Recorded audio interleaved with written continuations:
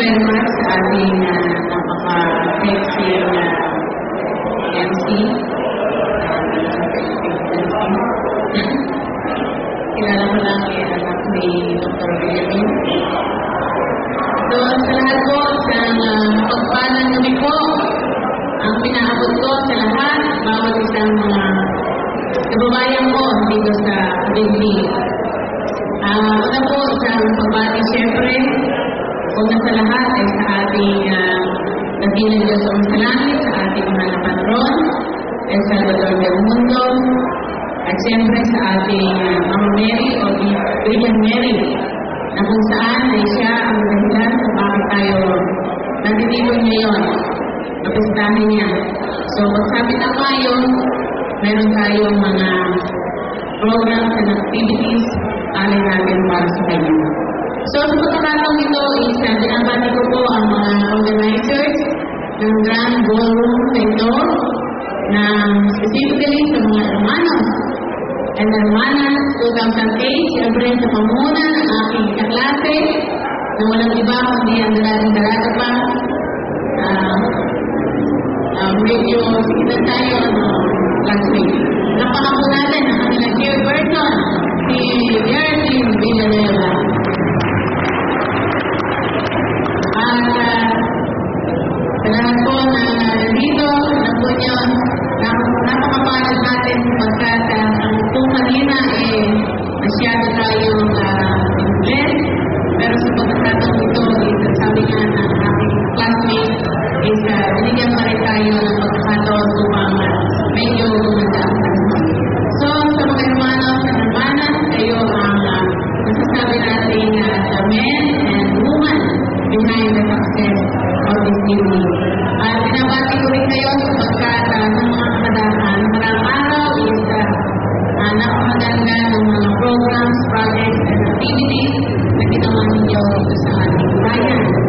Na kung saan is kinakita ko po at nadarama ko ang ginawa niyong pagtulong sa ating mga kababayan.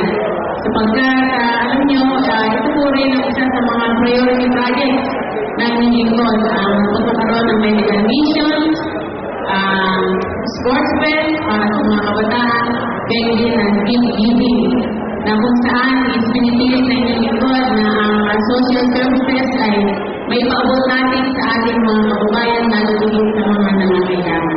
Kaya sana po is patuloy po natin, sana sa mga susunod na mga hermanas, patuloy po natin may papatuloy natin ang ganitong gawain para sa ating mga kababayan. At ang muli pong panawagan na inilipon bilang unang bayan po dito sa bayan ng Kabindi, sana po is patuloy tayong magkaisa, magtulong-tulong ang hindi po panahon ng hermanuhan. Sana po, ang hindi po tayo hermano o hermanas sa mga susunod na panahon, uuwi pa po rin kayo ng bayan ng Kabindi. Upang sa ganon, patuloy po natin pasiglahin o na rin ang ating bayan minamahal. Sapagkat wala pong ibang magtulong-tulong, kundi tayong magkapagbayan. Ilang po, maraming salamat. Mabuhay po ang hermanos 2008. Mabuhay po ang bayan ng Kabindi. Maraming salamat po, Mayor Vizquera.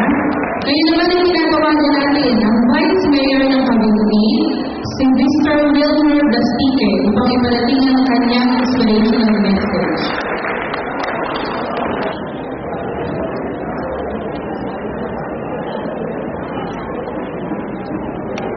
Maraming salamat po sa ating napakagandang MC. At siyempre po,